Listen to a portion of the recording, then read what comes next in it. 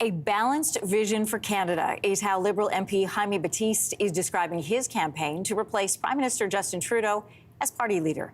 Now, if he wins, Battiste would become Canada's first Indigenous Prime Minister. For more on his campaign, Liberal leadership candidate Jaime Battiste is joining us from Eskasoni, Nova Scotia this morning. Welcome to the show. Thanks for having me, Anne-Marie. So many Canadians are just getting to know you since you announced that you were running. So can you let the country know, who are you outside of politics and your role as the MP for Sydney Victoria? Well, I'm a Mi'kmaq from the community of Eskasoni. My background is law, and I've been a member of Parliament for the past 5 years, but I grew up around First Nations leadership. I was part of the Assembly of First Nations National Youth Council. I'm still a musician. I've got 3 albums, East Coast Music Award. If I was a better singer, I probably wouldn't be running for politics, but here I am, and what I'm trying to promote is a balanced vision for Canada, looking at sustainable growth, looking at the quality of life of Canadians, and reconciliation. And I think that I wanted to be a different voice in this race. I wanted to be an Atlantic voice in this race, and I wanted to be an Indigenous voice in this race, and take the values that I've grown up with and try to express ideas as part of my bid to be the leader of the Liberals. Your campaign website highlights your support for policies like the National School Food Program and pharmacare. Meanwhile, Liberal frontrunners like Mr. Carney and Chrystia Freeland are moving to the centre, including abandoning the carbon tax and capital gains tax increase. You seem more locked left of centre. Why is your vision what the Liberals and ultimately what the country would need right now, in your opinion? Well, I think the Liberal policies that we put forward were actually good policies. I just don't think they've landed yet. When we're talking about things like a national school food program, when we're talking about dental care and pharmacare for seniors, when we start talking about affordable childcare, I think that this is things that are important to Canadians. And I think that that's one of the things that I believe that, we can't move backwards on things like our fighting the climate crisis. We can't move backwards on reconciliation. We can't move backwards on creating the minimum standards of quality of life for Canadians. And I think that Canada, above anything else, is a country based on, peace, friendship, and caring about their neighbor. And that's what I'm hoping to promote in this. And fundamentally, I believe that we do have the budget to be able to support Canadians across this country, and that we should be doing that.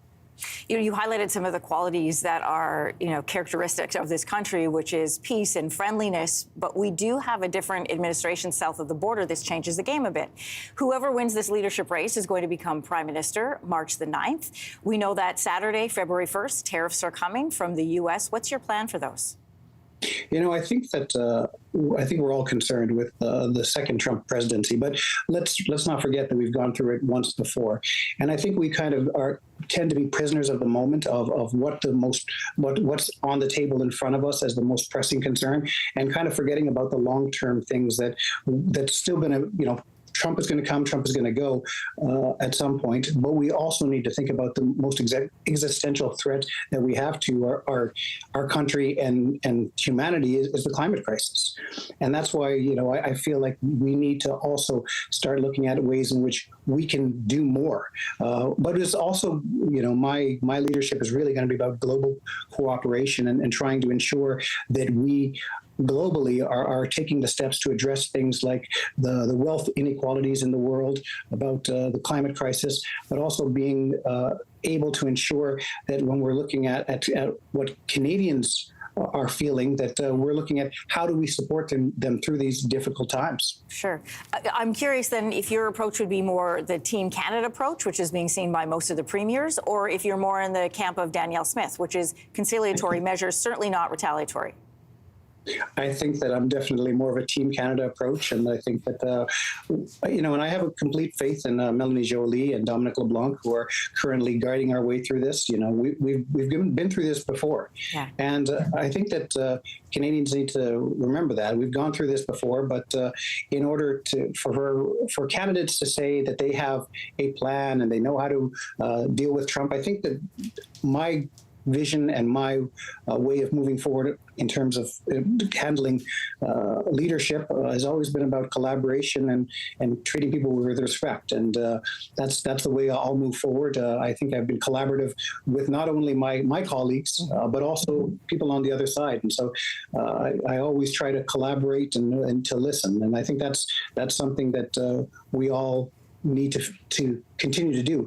And if we think about it, if anyone's ever had a relationship with someone who behaved erratically, you can say things like, "Oh, we're going to be strong," or we stand up to bullies. But at the end of the day, that generally doesn't work. You have to be understanding, you have to be collaborative, and you have to try to figure out how to find the win-win situations for everyone. Listen, we're almost out of time, but I can't let you go without asking. If you don't win this Liberal leadership race, will you run in the next election for re-election as MP? No, that's the plan. I mean, I think I'm in this for the long haul. This is an introduction to federal politics in terms of to run for the Prime Minister, but I've been an MP for the past 5 years, and what I'd like to continue doing is talking about the things that are important to Canadians, and I do believe that my voice is an important one in our caucus, and I want to continue with that. Mr. Battiste, last question to you. When you entered politics 5 years ago, 2019, and you won, did you ever imagine you would be running potentially to be the Prime Minister of this country?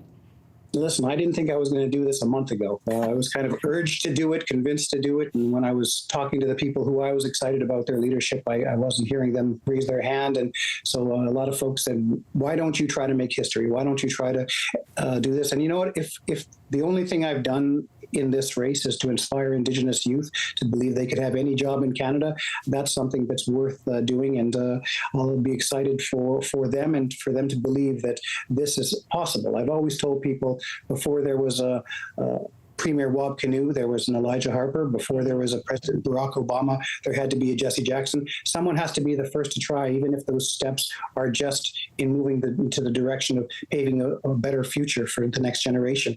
Liberal leadership candidate Jaime Battiste, great to speak with you and to meet you this morning. Thank you. Good morning. Thanks. If you liked that video, make sure to subscribe to the Your Morning YouTube feed, where you can find all kinds of new content posted every weekday morning.